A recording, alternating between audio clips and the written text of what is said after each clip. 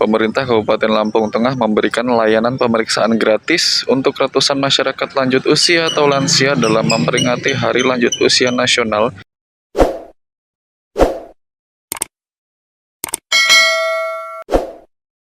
yang berlangsung setiap tanggal 29 Mei.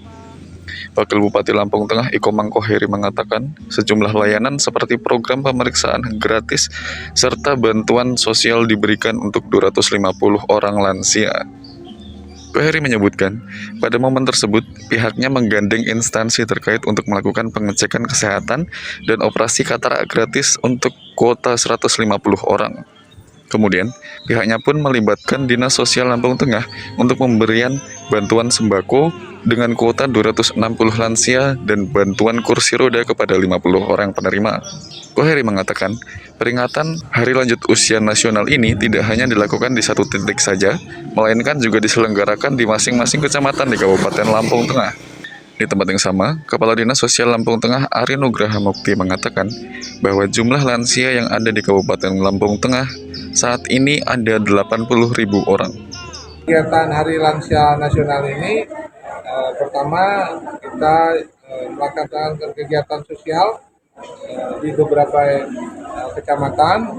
Kemarin ini termasuk kegiatan ada bedah rumah, pembuatan rumah impian, juga ada pembagian sembako untuk para lansia, dan juga ada sidang isbat ya untuk para pengantin yang belum sah ya, dan juga ada kegiatan operasi katarak ya 150 pasien yang hari ini kita didukung oleh dari Wiataguna ya, Sentral Wiataguna, dan juga dari Dinas Sosial Provinsi dan Kabupaten.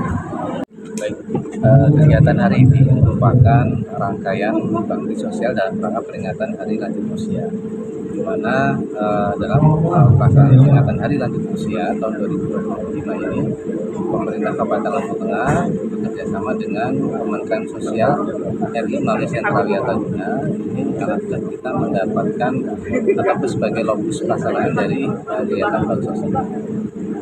Dalam pelaksanaan bakti ini ada rangkaian kegiatan yang dimulai dari tanggal 27 sampai tanggal 29 Mei 2025. Baik, jadi untuk persyaratan penerima bakti sosial tahun 2025 yang diselenggarakan oleh Kementerian Sosial ini harus lansia yang terdaftar dalam data terpadu kesejahteraan sosial.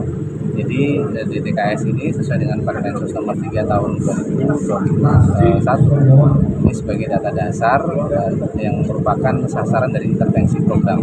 Kalau untuk saat ini kemungkinan di dalam data terpadu kesejahteraan sosial penerima bantuan sosial di sekitar 80.000.